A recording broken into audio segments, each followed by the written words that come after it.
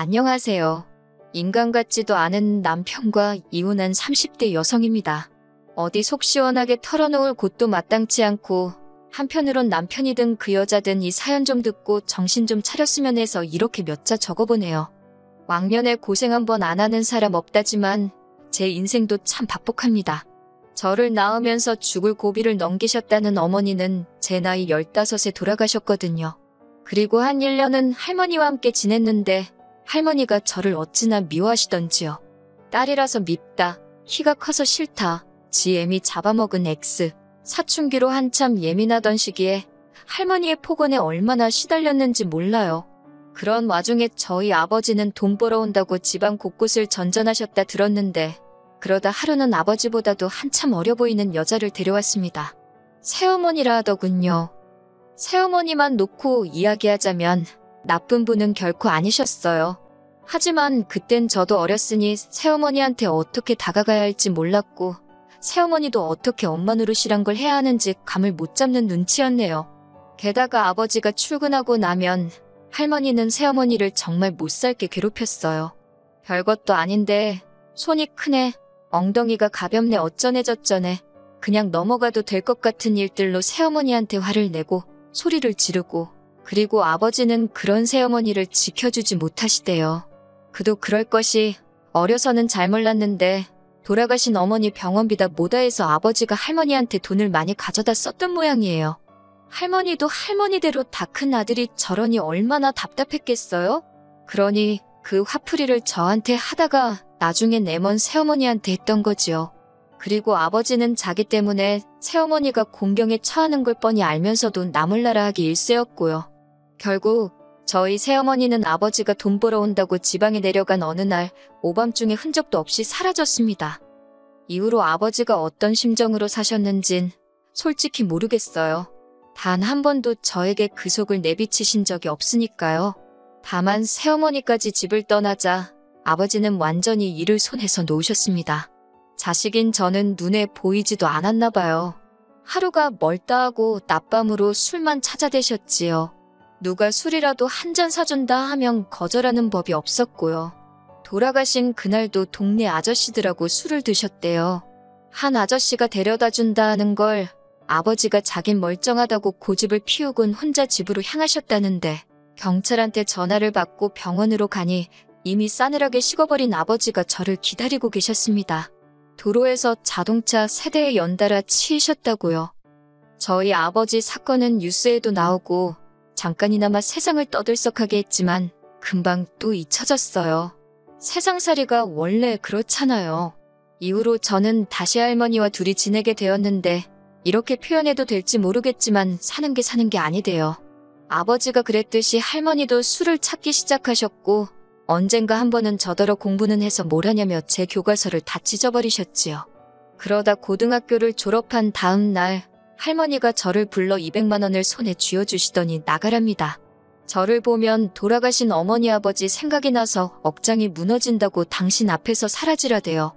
그렇게 집을 나왔어요. 아니, 쫓겨났어요. 그리고 이후로 주변 사람들에게 물어물어 공장에 취직을 하게 되었고요. 공장 생활은 생각보다 나쁘지 않았습니다.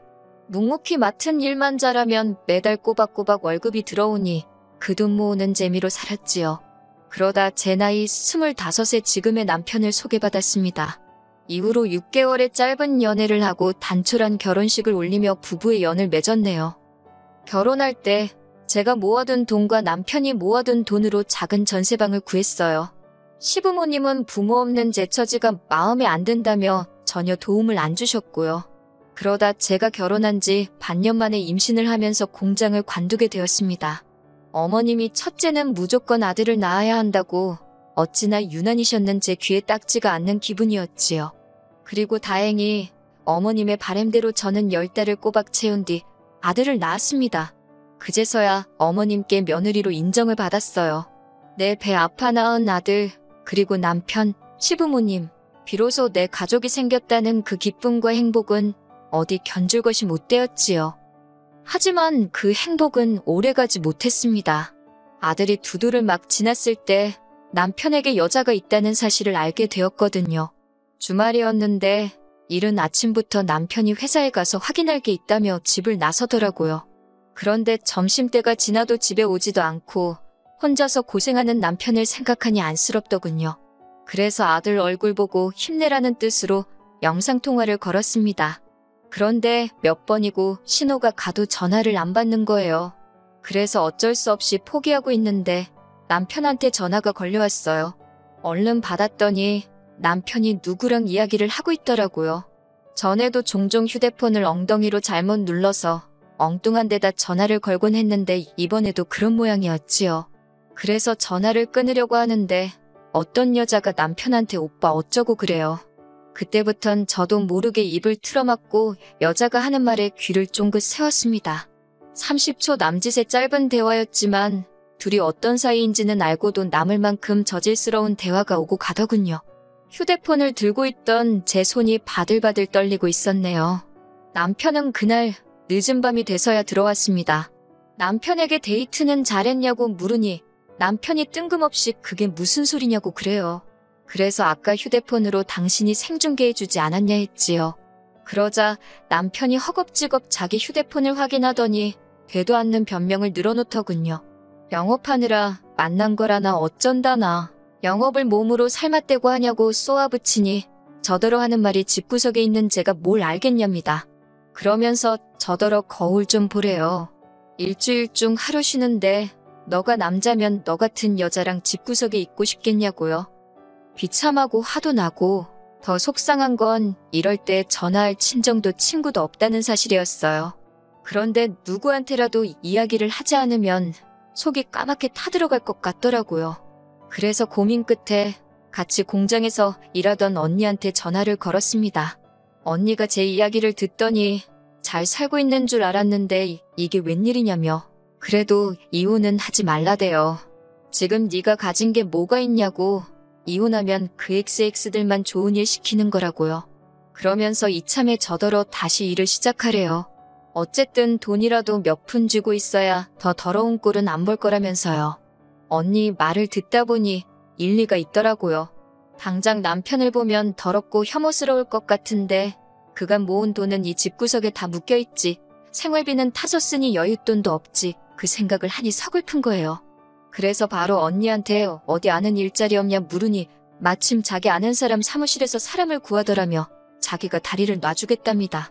공장만큼 돈은 안 주지만 그래도 애 키우면서 하기엔 나쁘지 않을 거라고요. 그렇게 일을 시작했습니다. 남편은 바람핀 걸 걸린 이후로 에라 모르겠다 식으로 더 뻔뻔하게 나오기 시작했어요. 제가 일을 한다고 하니 저 같은 애를 누가 써주냐면서 아주 무시를 하더군요.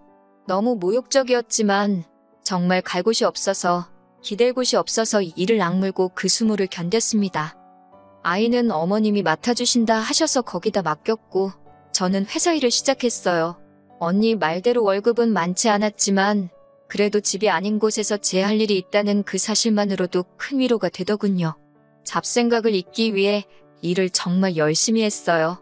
사장마저 저한테 적당히 하라고 할 정도로 말이에요. 저는 월급을 받으면 70%를 주식에 부었습니다. 위험한 게임이라고 생각했지만 이렇게 하지 않고는 돈을 불릴 방법이 안 보이더라고요.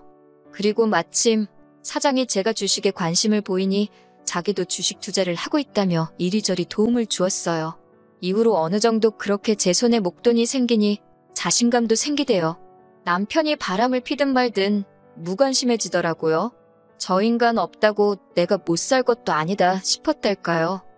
그렇게 한 2년쯤 지났습니다.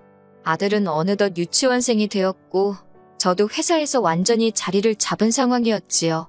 하지만 남편에게는 계속해서 근근히 계약직을 유지하고 있다는 식으로 이야기를 했어요. 혹시나 저한테 돈이 있는 걸 알면 어떻게든 뺏으려 들진 않을까 걱정이 되었거든요. 그리고 여자의 눈이 멀어서 그런 건지 제 말을 그냥 고지고대로 믿대요. 아니, 어쩌면 그냥 관심이 없었던 걸 수도 있고요. 솔직히 말하자면 가정은 지키고 싶었어요.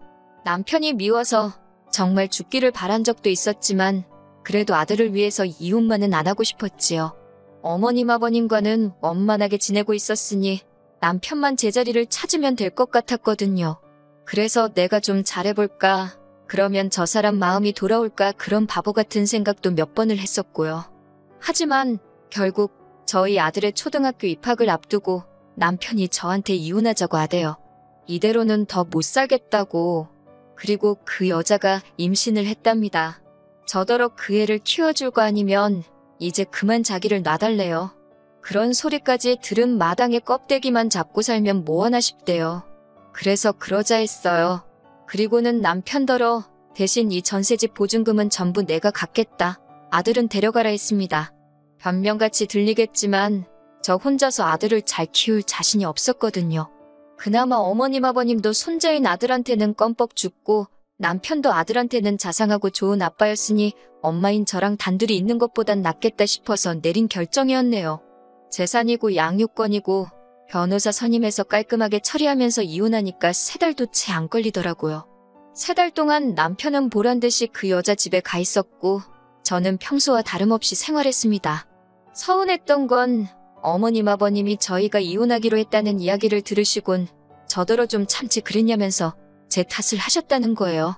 말이라도 아들 그렇게 키워서 미안하다 그런 소린 안 하시더군요. 남자가 원래 한두 번 정도는 한눈을 팔고 그럴 수도 있는 거라고 내버려두면 알아서 제자리를 찾는데 제가 일을 크게 만든 거래요. 그런 말을 듣고 있으니 역시나 팔은 안으로 굽는구나 싶고 한편으론 내 편 들어주는 친정이 없다는 게 서럽더군요. 한편 회사에다가는 사실 이혼 이야기를 하는 게 맞는 건지 어떻게 해야 하는 건지 잘 모르겠대요. 그런데 공장 언니가 귀띔을 해준 건지 저를 뽑아준 사람하고 사장이 먼저 아는 체를 해왔어요. 기분이 나빴다기보다는 큰 숙제 하나를 누가 대신 해결해준 것 같아서 후련했네요. 그리고 이후로 그럭저럭 잘 지냈습니다. 아들이 보고 싶어서 밤새 눈물로 지샌 날도 있었지만 마음을 독하게 먹고 버텼지요. 그게 아들을 위한 길이라고 생각했으니까요. 어느 정도 정리가 되면서 저는 전세 보증금의 그간 주식으로 모은 돈을 합해 작은 아파트 한 채를 사들였습니다.